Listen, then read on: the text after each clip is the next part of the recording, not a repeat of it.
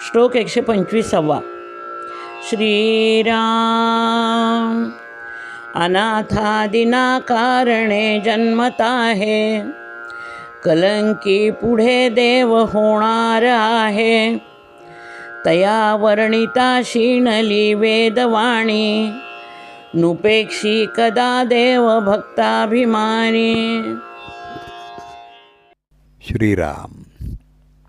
अनाथांचा उद्धार करण्यासाठी या जगामध्ये देव जन्म घेतो. आजपर्यंत परमेश्वरानं घेतलेले 9 अवतार प्रसिद्ध आहेत. संत तुकाराम महाराजांच्या पत्नीसाठी छोट्या मुलाचं रूप घेऊन परमेश्वरानं तिच्या पायातला काटा काढला. संत नामदेवांसाठी विठ्ठल त्यांच्या कीर्तनात नाचले. जनाबाईसाठी लुगडी धुतली एवढंच नव्हे तर तिच्यावरच्या चोरीचा आळ घालवला. एकनाथ महाराजांकडे श्रीखंड्या बनवून पाणी भरलं. आजपर्यंत दीन दुबळ्यांसाठी परमेश्वर धावून येतो हे अनेक उदाहरणांनी आपण पाहिलेलं आहे. या गोष्टीचा अनुभव भक्तांनी वारंवार घेतलेला आहे. कोणत्याही रूपानं प्रगट होण्याची, भक्तांसाठी काम करण्याची परमेश्वराला हौस असते आणि हे अलीकडच्या काळातील अक्कलकोट स्वामी गजानन महाराज यांच्या अवतारानं सिद्ध झालेलं आहे.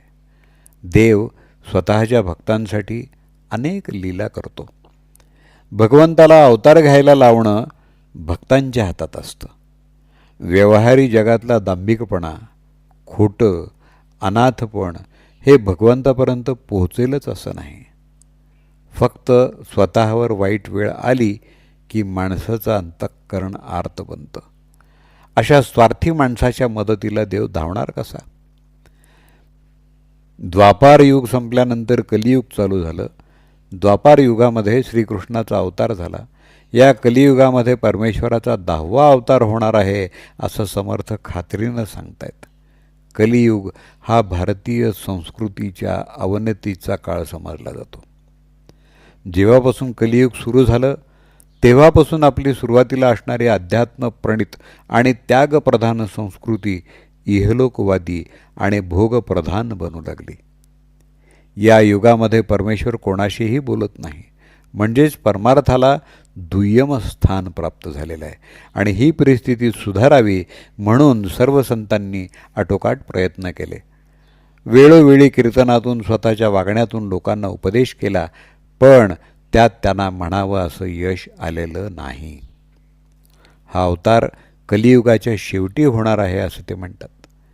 या युगाच्या शेवटी माणसं गाढवासारखी होतील.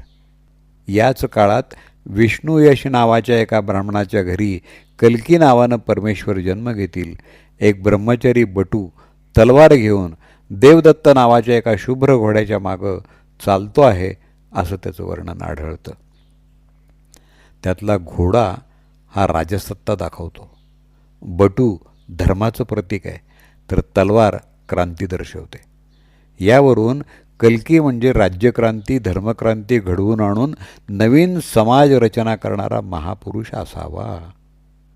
आर्य संस्कृतीच्या आणि वैदिक संस्कृतीच्या विरोधात असणाऱ्या स्वैराचारी, अनाचारी, अत्याचारी प्रवृत्तीचा आणि त्या प्रवृत्तीच्या लोकांचा नाश भगवंत करेल आणि मग पुन्हा सत्ययुगाचा प्रारंभ होईल असं सांगितलं जातं.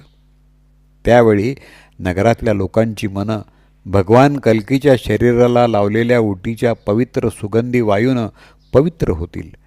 अशावेळी उत्पन्न होणारी संतती सात्विक होईल.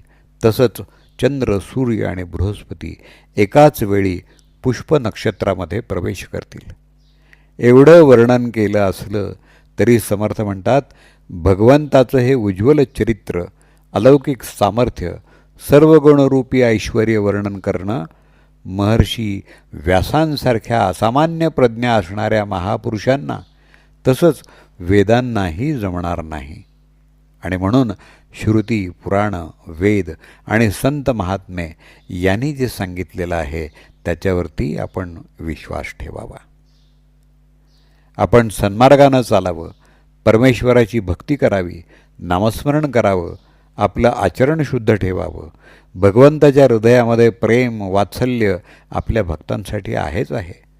परमेश्वर जे करणार आहे ते माझ्या हिताचंच करणार आहे, यावर जर आपण विश्वास ठेवला तर तो भक्तांची उपेक्षा कधीच करत नाही, अशी खात्री समर्थांनी इथं आपल्याला दिलेली आहे.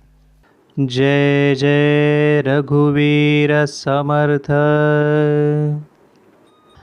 अनाथादिना कारणे जन्मता है, कलंकी पुढे देव होणार आहे. तया वर्णिता क्षीणली वेदवाणी, नुपेक्षी कदा देव भक्ताभिमानी. श्रीराम.